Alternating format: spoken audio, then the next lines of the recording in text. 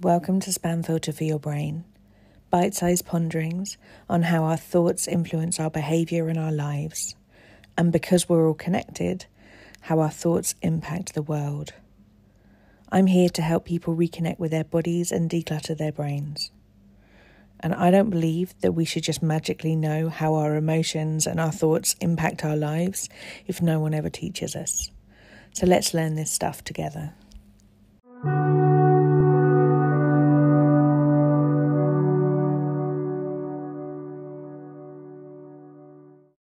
Confidence is a funny old beast, isn't it? It's something that, for some reason, I think we've been taught to believe that people either have confidence or they don't. And it's really strange because confidence is something that we are intrinsically born with. That might sound like quite a wild notion, but if you look at a toddler, they have quite a lot of confidence that they're going to walk as they flail around looking like, as my nan used to say, like they're breaking in someone else's legs, or like they're borrowing some legs off a friend. And just looking at the way that they keep tumbling and pulling themselves back and tumbling and pulling themselves back up and planking head first onto the ground. There is nothing in them that thinks that they're not good enough to be able to try and learn how to walk. Like, they're really determined. And this idea that we have to have some magical dust about us for us to be able to be the chosen confident people is really, really interesting, because in childhood we think that we gain confidence from trying things, getting them wrong, trying things, getting them wrong, messing it up, trying something a little bit different, trying again, and actually finally achieving doing it. And so we gain our confidence from all of the fails that lead up to actually achieving the thing that we were seeking. And somewhere along the line in adulthood, we've morphed this into meaning that confidence is something that we're already good at, that we've already achieved, the thing that we know we can do already. And we think of a lack of confidence being trying something new, or trying something you're not very good at, or heaven forbid, the idea of getting something wrong. And it's so interesting to me how it flips from one cascade to the other. That confidence could be something that we just have because we're willing to get things wrong, to confidence being something that we lose because we're frightened of getting things wrong. And I think about this a lot. And I've been trying a little experiment of thinking, what if I was confident here? What could be possible for me if I thought that I was already good at it? What could be possible for me if I thought that I was willing to get things wrong occasionally? Because there is no mystery in how we grow confidence. The reality is that confidence comes from us trying and trying again. And so what could be possible for you in your life if you believed that you were welcome?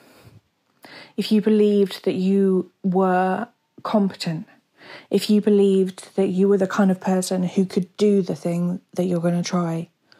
What could be possible for you if you believed that you were the kind of person who, even if you didn't know how to do it right now, that you were going to, for the sake of your dreams, for your goals, or just for the sake of learning something new, you were going to carry on trying to figure out how you could do the thing you're trying to do in as many ways as it takes until you just do it. Because that is the secret to achieving any goal. That you are just willing and dedicated to trying to do things, and if they don't work, changing one thing and trying again. It's giving attempt to a different approach, course correcting, picking yourself up and going, yeah, that one bruised. On we go, let's try something else. Each and every time. That's how people achieve big goals. That's how people achieve little goals. The only reason that you would ever not achieve something in your life is because somewhere along the line, you're like, these fails are too much for me. And quite often, the reason that most of us don't achieve big goals in our life is because we're too worried that all of those fails are going to hurt too much, or because we're not confident enough in ourselves or in our ability or in our momentum that if we fail a few times, we're not going to be so horrible to ourselves about it that it's just not worth trying. So this week, if you want some homework, you could set yourself the little experiment of just seeing how different your day is if you believed that you were confident, if you were going to figure it out, if you were the kind of person who was willing to stick at something till a result came along that felt in line with the one that you were seeking. How would your world be different if that was something you were willing to try? I'd love to hear how this works out for you. Do let me know. Drop me an email. Send me a little message on social media.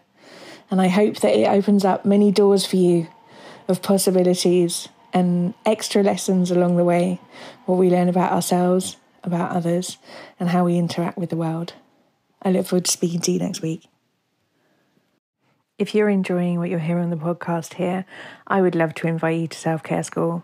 Self-Care School is a membership site where we have group coaching calls every week. We have a whole load of courses that you can dip into for whatever suits your needs. We have courses on confidence, body image, timekeeping, how to manage big emotions, overwhelm, loads and loads of stuff in there. You can kind of pick out whatever you want to work on. There is a big library of workbooks, which includes journal prompts and questions for you to be able to apply this work to your own life. And we have the most amazing community where people support each other. We learn from each other, and you get to work alongside people with quite often very different life situations to your own, and we learn so much together in community.